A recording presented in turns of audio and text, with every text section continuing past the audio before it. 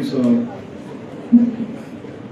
Doctor Ayesha Ashfaq صاحبہ, chairperson department of media development and communication, mister Asad Baig, CEO media matters for democracy, محترمہ صدف خان صاحبہ, members of faculty, معزز صحافی ساتھی جو یہاں پر موجود ہیں, طلباء و طالبات, السلام علیکم.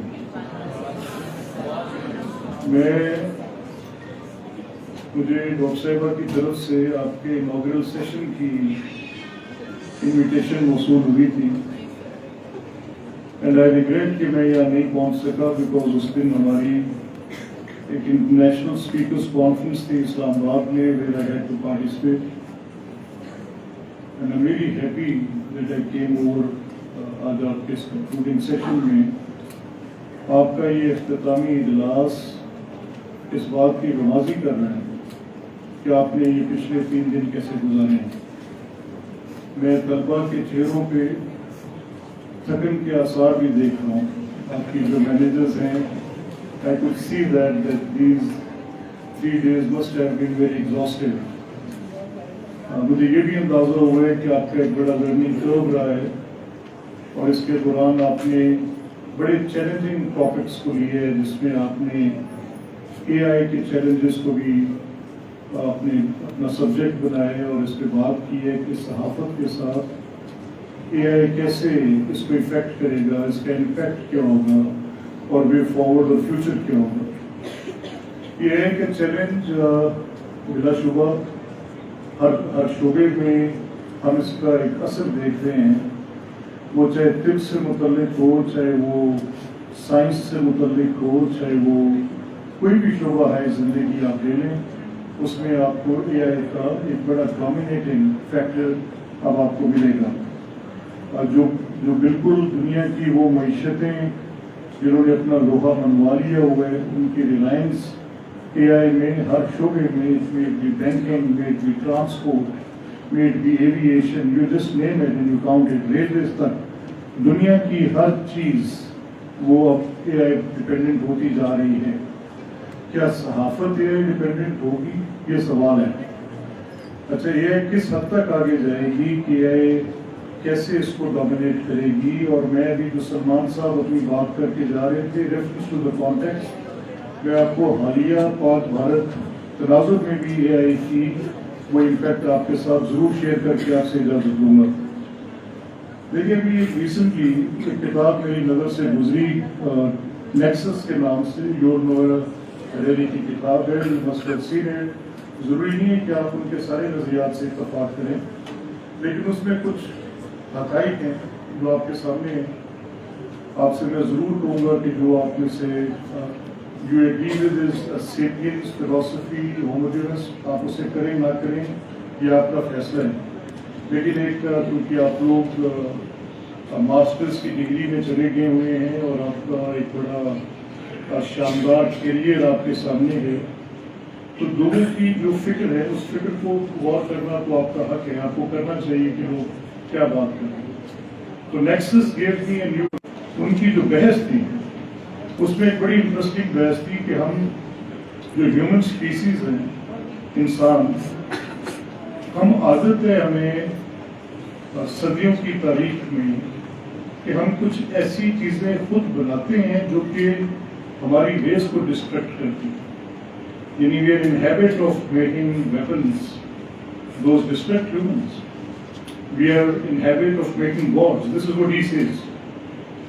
Practically, he talks of those eras in which biblical order of Bible was not there. He talks of those eras where Quranic injunctions were not seen that way. اور کچھ ایسے خطوں میں جہاں پہ لوگ اپنے لیے خدا بنا لیا کرتے تھے, God of rain, God of mercy, God of war, God of weathers, ان کو کریٹ کرتے ہیں. اور گریک میتھولوجی تو بڑی بڑی, ان کا یہ جو تھیسس ہے وہ یہ کہتے ہیں کہ ہم انسان کچھ نہ کچھ ایسا بناتے ہیں جو ہماری نسل کو برباد کرتے ہیں. اور ریسنٹ پاسٹ کی ایگزامپل وہ دیتے ہیں वर्ल्ड वॉर टू, तो कहते हैं कि जो जर्मन एक्सपेंशन थी with technology, it was so huge and it was so big that it destructed, and destruction's level was in millions. Those two wars took away human life in millions. और इतनी बड़ी तबाही थी कि उस तबाही का कोई तारीख में से पहले या उसके बाद तस्वुर में भी लाना नामुमकिन है। तो इंसान की अपनी बनाई हुई चीज़ों से ये तबाही फैलती है। We have seen social media. Social media ने हमारे नॉर्म्स चेंज किए हैं। Yes. Social media is बड़ा unbridled. Anybody can say anything on social media. And social media has actually हमारे इर्द गिर्द के आपने देखा है कि क्या किया। मिडल ईस्ट में 3-4 हुकूमतें हमारे सामने सोशल मीडिया के इन्फ्लुएंस में टॉपल हो गई। वहाँ पे जहाँ पे बादशाहतें थी, जहाँ पर बड़े स्ट्रॉन्ग फुटहोल्ड से गवर्नमेंट थे, तो social media just created something which was uncontrollable. David spear आपके सामने है, इजिप्ट की एग्जाम्पल है आपकी। फिर वो अली का एक वाक़या जो जिसमें just social media message triggered the mass mobilization which was unprecedented in Middle East.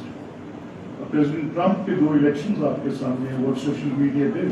Populism की जो आज की बहस है उसमें सोशल मीडिया एक अपना इन्फ्लुएंस है। You say good things, you say bad things on that. Okay. Sometimes people just, उनकी personality, उनकी life get disrupted in social media. It happens. And something people were created with the social media. So मैं और आप बतौर इंसान इस फिक्र में भी हैं कि हम जो क्रिएट करते हैं उसके नतीजे में होता है। तो मैं उनकी मिस्टर हरेरी की इस बहस के साथ अब आपके सहाफत को साथ लाते हुए आपको सिर्फ चंद खदशात से वाकिफ करता हुआ आगे बढ़ूंगा।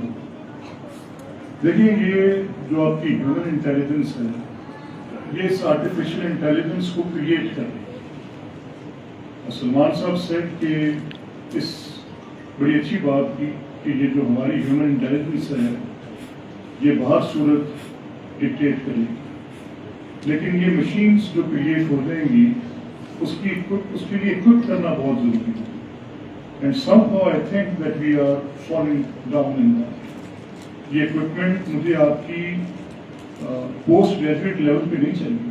ये इक्विपमेंट अब मुझे अपने स्कूल के लेवल पे चाहिए। ये equipment I need my children to be taught in the schools, and I don't want some एजिसन colleges और some beacon houses or grammar schools or root schools just to teach that. I want that this education should be imparted in the government schools, and those investments should be made there. I am reading you a case study here that in these fancy schools, these rich schools, they normally spend around 60,000 rupees per week on one student, and 97% and above in government schools where our children go, we are unable to provide them more than $87 per annum. Look at the difference. If we don't have these labs, if we don't have this education at our basic schooling level, so trust me, ladies and gentlemen, we will be at fault. We won't be able to have that superior human intelligence which Salman Saab is speaking. Anyhow, ये अब है। आपका और मेरा fail क्या है? मैं हुकूमत वक्त से वो कोई भी हो, आज बड़ी अच्छे काम कर रही हैं गवर्नमेंट्स, पीछे किए होंगे अच्छे काम गवर्नमेंट्स ने, फ्यूचर में करेंगी गवर्नमेंट्स अच्छे काम। तो मेरा ये मानना है कि अगर आपकी तालीम का बजट आज ₹2 है तो उसको आप 4 कर दें। The day you will do it so, I will find it very appropriate that things are getting better. मेरा ये मानना है कि आपकी जो सोचों पर पहरे हैं वो नहीं होने चाहिए। आपकी सोच आज़ाद होनी चाहिए। आप अपनी बात खुलकर कह सकें, इसके ऊपर कोई सख्ती ना हो, इसके ऊपर आपके सोचने में आपकी क्रिटिकल थिंकिंग पे कोई सख्ती ना हो। आप अपनी बात को सोच भी सकें और कह भी सकें। अभी जो सलमान साहब जिसका जिक्र कर रहे थे, وہ پاکستان بھارت کے اس مسئلے کا. تو میں میڈیا کے اس کردار کو میں قاری ہوں, میں غور سے چیزوں کو بغور جائزہ لیتا ہوں, میں مشاہدہ کرتا ہوں. تو جب پاکستان پہ یہ اٹیک ہوا, ہماری سوورینٹی بریچ کی گئی, تو اس وقت میں دیکھ رہا تھا ایک پیٹرن تھا انڈین میڈیا ہمیں پہلے تو لیچ کر رہا تھا کہ پہلگام پاکستان نے کی ہے, اور یہ جو ٹیررسٹ اٹیک ہے یہ پاکستان نے اس کی ہارٹ لینڈ میں کی ہے, اور اس کے نتیجے میں اتنے لوگ جو ہیں وہ مارے گئے, اور اس کا جو فٹ پرنٹ ہے وہ پاکستان میں جا رہا ہے. This was Indian case. The people, those who knew it, they were coming on guard. They knew it that India is on something. اور اس کا ریفلیکشن جو تھا وہ انڈین میڈیا میں مل رہا تھا. Worst type of warmongering, worst type. میں نے اس حد تک جنگ کو مانگتے کسی کو نہیں دیکھا. مجھے اس وقت خوف ہوا کہ یہ لوگ موت مانگ رہے ہیں, یہ لوگ بارود کا دھواں مانگ رہے ہیں, یہ لوگ وہ تباہی مانگ رہے ہیں. شاید آج کی جنریشن کی جو لیڈرشپ ہے, may it be the Indian Prime Minister or those who are ایک کورس میں اس جنگ کی پوری وہ ایک نریشن کر رہے ہیں اور کہہ رہے ہیں کہ ہم پاکستان پر چڑھ دوڑیں گے, knowing that the Pakistan army is professional army, knowing that Pakistan is well equipped, Pakistan will retaliate. لیکن انڈین میڈیا میں جو پوری وار مانگنگ تھی, پاکستانی سائڈ پہ بڑا ریسٹرینٹ تھا. پاکستانی میڈیا پرسنز وہ کوئی بھی ہو, آپ ان کا اے سے لے کے زی تک آپ بغور جائزہ لیں گے, every single public opinion maker was asking for evidence, seeing کہ اگر پہلگام کا کوئی ثبوت ہے تو وہ دیں, اگر ثبوت نہیں ہے تو اس وار مانگنگ کے نتیجے میں جو نقصان ہوگا وہ ہوگا امن کا, تو مت کریں اور آپ پہلے ثبوت دے کر بات کریں. میرے مشاہدے میں آیا وہ چند دن بڑے کروشل تھے. میں ان دنوں میں آپ کی یونیورسٹی بھی آیا تھا. I went to several universities. I went talking on Indus Accord. میں جا کے بات کرتا رہا, میں جا کے پبلک اوپینین, کیونکہ میرے سامنے آ رہا تھا کہ اس جنگ کے نتیجے میں ہوگا کیا. اس سوال کا جواب ڈھونڈنا آپ کو ضروری تھا کہ آپ پبلک اعتراض کے پاس جا کر بات کریں. And I have found one thing, Salman sir, and I have found that in abundance. میں نے جس سے بھی جا کر بات کرنے, کوئی مسئلہ نہیں, جنگ ہوگی دیکھ لیں. میں نے جس سے بات کی, I went to students. They said جنگ ہوگی دیکھ لیں گے. I got horrified. میں فارمرز کے پاس گیا اپنی کانسٹیٹوئنسی میں. I just live on the border. I have a stretch of more than 100 kilometers. میری کانسٹیٹوئنسی کے ساتھ چلتے ہیں. It's across the river. بڑا کم سہولیات والا علاقہ ہے, اور وہاں پہ کچھ بارڈر ایشوز کی وجہ سے ہم ڈیولپمنٹ بھی کچھ مخصوص ڈیولپمنٹ کر سکتے ہیں. تو میں جہاں جاؤں, میں جس سے پوچھوں کسان گئے, جنگ کیا مسئلہ ہے جنگ, میں نے کہا واٹ از ہیپنڈ, ہو کیا گیا ہے. ہر کوئی جنگ کی بات کر رہے ہیں, ہر کوئی کہہ رہا ہے جنگ ہوگی, ہم دیکھ لیں گے. اگر یہ ایک بام یہاں پہ پھٹتا ہے, کہ کل آئی ایک مرکز میں بم پھٹا ہے, 12 لوگ مر گئے ہیں, میں نے ان پہ افسوس کیا ہے, مذمت میں نے سنی ہے, بدلہ لینے کی باتیں سنی ہیں, لیکن وہ جو 12 لوگ جن کے گھروں میں یہ لاشیں نہیں ہیں, ان کی کیا سوچ ہوگی. بٹ اینی ویز, کہ جنگ ہوگی ہم دیکھ لیں گے, ٹھیک ہے. اور وہ پھر جنگ ہوئی. اس جنگ کے دوران ایک چیز جو بڑی ڈومیننٹ تھی وہ یہ تھی کہ آپ کی میڈیا نے انتہائی ذمہ دارانہ رول ادا کرتے ہوئے بڑائے ابلاغ کی جنگ دنیا میں جیتی. This war was not just between fighting jets. This war was not just between the deployed militaries on the borders. It was not just that those drones being flown into our air and we were just capturing them and throwing them down. That war was not of the decisions which our military leadership and political leadership was taking. It was across. It was all over. اور جو ذرائع ابلاغ کی جنگ تھی، جو آپ کی میڈیا کی جنگ تھی، دیکھنا یہ تھا کہ تیسرا فریق کس کی بات کو مانتا ہے۔ اس نے ہندوستانی بات کو مسترد کیا، ہندوستانی میڈیا کی بات کو مسترد کیا، اس وار مانگرنگ کو مسترد کیا، اور پاکستان کی reasonable journalism and better approach کو ایکسپٹ کیا آل انٹرنیشنل آربیٹریٹرز نے۔ دس از واٹ وی ایکسپیرینس۔ تو میں اس بات کے ساتھ کہ آپ کا کردار اس اے آئی کے دور میں، آپ کا صحافتی کردار اے آئی کے دور میں بڑا چیلنجنگ ہے، انڈاؤٹیڈلی چیلنجنگ۔ آپ کے ساتھ اس وقت جو یہ مثال میں نے پاکستان انڈیا کی دی ہے، اے آئی کا ہب اس ریجن میں آج ہندوستان ہے، اور اس کا ہندوستان کا اے آئی کا ہب ہونے کی وجہ وہاں کی وہ سکل سیٹ ہے جو انہوں نے اپنے اسکول سے امپارٹ کی ہے، اور آج ان کی یونیورسٹیز سے لے کر اور دنیا میں کہیں بھی ان کے پاس ایک بڑی ہیومن ریسورس ہے اس ریگارڈ کے اندر۔